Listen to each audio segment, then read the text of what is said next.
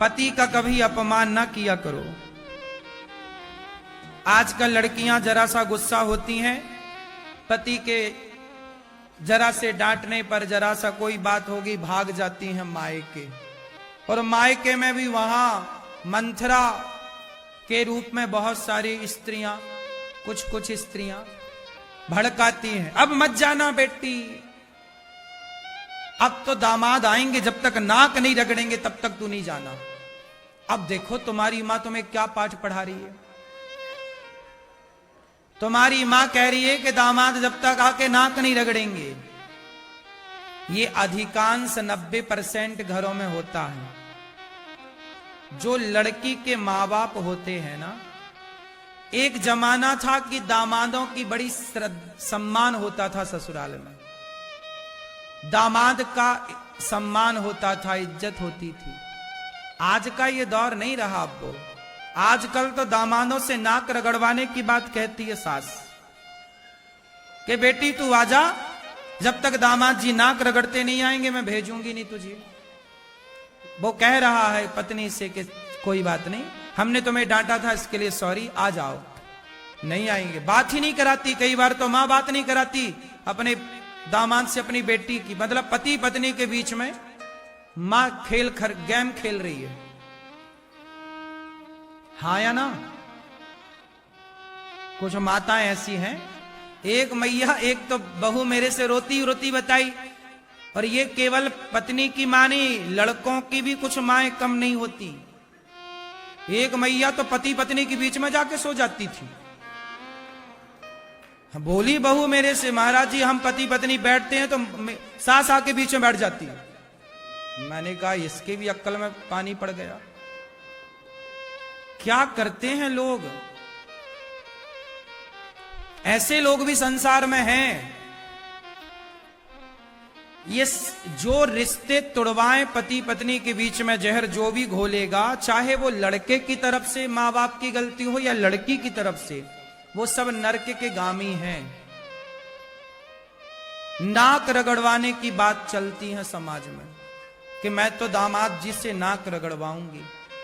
अब जिस दामाद के तुमने पांव पूजे थे मंडप के नीचे, अब उसी दामाद से तुम उम्मीद करती हो कि वो नाक रगड़े।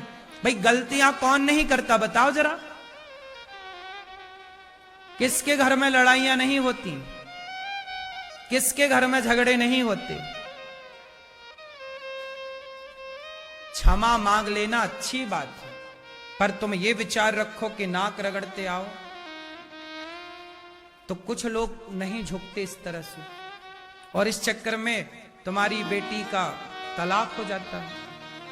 तो बेटी का तलाक हुआ तो मां की गलती ही तो हुई ना, जो नाक रगड़वाना चाहती थी। क्यों नहीं भेज दिया? चलो बेटी गलती हुई उसकी, उसने स्वीकार कर लिया, अब रहना प्रेम से, इतनी सी बात थी।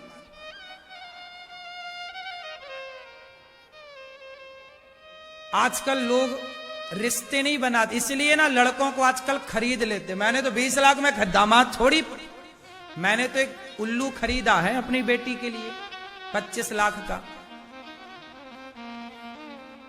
आजकल तुम भी तो बिकाऊ हो गए, तुम में भी दम कहां रही?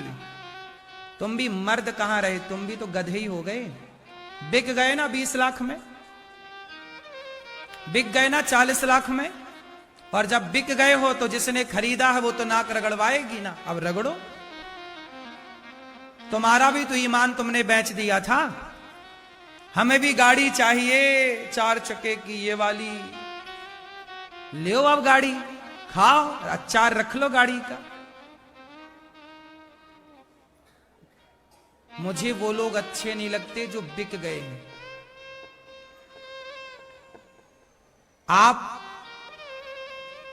कोई आपको कैसे खरीद सकता है? अपने आप को इतना योग्य बनाओ कि आपको कोई खरीद ही ना सके। शादी ब्याह करते हो तो मुंह फाड़ के दहेज मांगते हो, और बाद में जब वो नाक रगड़वाती हैं तो तुम रोते हो। फिर रगड़ो नाक, बात ठीक है कि तुम्हें खरीदा भी तो है, तुमने भी तो इतना बड़ा मुंह फाड़ा था, हमें दहेज चाहिए। तुम्हारी माँ ने भी तो इतनी लिस्ट बना के दी थी, इतनी लंबी, कपड़े लाना सबको, बुआ को, मौसी को, आजी जो मर गए थे उनके भी कपड़े मांग लिए। हाँ या ना? अभी बहू के पेट में बच्चा पैदा नहीं हुआ लेकिन उसके भी कपड़े आए हैं कि पैदा होगा तो पहनेगा ये। हाँ या ना? अब रिश्ते रिश्ते कहां रहे, अब तो रिश्तों में भी व्यापार है। क्या है? बिजनेस है। आजकल बाजार में लड़कियां, एक आदमी आया मेरे पास, बोला महाराज जी मैं 80,000 की पत्नी खरीद के लाया हूं। कितने की लाया था? 80,000 की। और बोला लाया मैं, इससे किसी और से प्यार हो गया। मैंने कहा चाइना मॉडल ले आया और क्या, हाँ सस्ती वाली लाया था, थोड़ी ब्रांडेड लाता। लाया ये 80,000 इसने फूके और प्यार किसी और से कर रही है।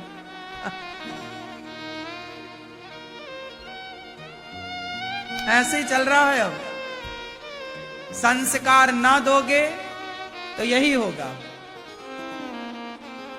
सत्संग नहीं करोगे तो यही होगा। शंकर जी ने